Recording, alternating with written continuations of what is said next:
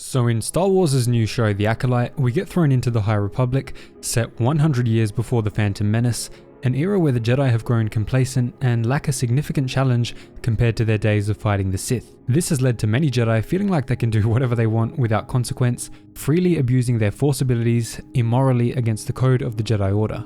In this setting, and so close to the in-universe date of George's saga, this is the perfect opportunity to introduce the Banite Sith Lords who, from behind the veil, sow discord around the galaxy to rise to political power and eliminate the Jedi once and for all. In the ending of episode 1, we get a slight glimpse at the Sith Lord who seems to be plotting their way to galactic domination by recruiting the Acolyte.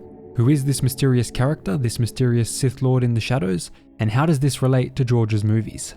Well, let's break it down. Hit that subscribe button and let's get straight into it.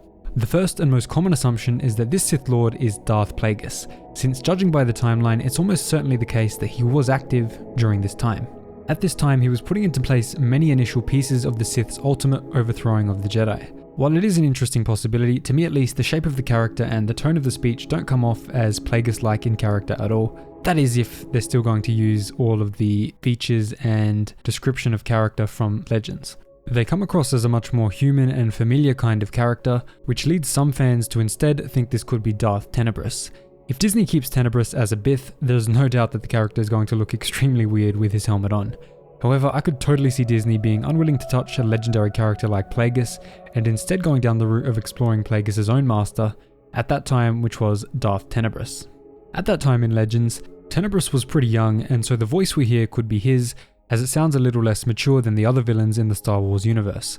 If they choose to turn him into a man or a more humanoid alien, this could totally work for the story. Tenebrous trying to recruit an apprentice before Darth Plagueis who gets killed, or who isn't up to the high rule of two standards, or even just isn't dedicated to the dark side enough or gets turned back to the light, this could be totally something that happens. Some people have even speculated that the Night Sisters could be behind this character, whether the man under a mask is a Night Brother under their command, or could it actually be a Night Sister under the mask entirely, with her voice being changed by the mask? I don't think this is the case though, and a more realistic theory, although still far-fetched, is that this Sith Lord is a magic-controlled being who will turn to smoke when killed, similar to Marok, who we saw the same thing happen to in the Ahsoka series. One of the more likely theories, especially if you've read the High Republic content and to see how many people are disheartened around the galaxy, is that Disney are leaving behind the Legends characters, and that this is instead an entirely new Sith Lord who has been orchestrating the Jedi's many tragedies around the galaxy. Although still from the Banite line of Sith Lords, this could be a new character, just like almost everyone else in the High Republic era, who has been raised to become a dark side warlord and destroy the Jedi piece by piece. Personally, I think that given the books, and especially the comics, it could be that one of the Jedi Padawans or even the Masters of the High Republic have turned to the dark side and seek to eliminate the Jedi for their pompous attitudes and betrayal of the code. This would make for a fascinating face-off if the helmet gets taken off, or damaged during a battle, with the Jedi Masters revealing to them that an old friend that they thought was dead was actually behind all of the killings and likely their own death soon to follow. Regardless of who it does end up being, this is a very interesting character and I'm excited to see where Disney takes this. Let me know who you want to see be the Sith Lord and what your theories are. Drop a like on the video, subscribe for weekly Star Wars content, and if you made it this far, drop a thank Mr. Loden in the comments down below.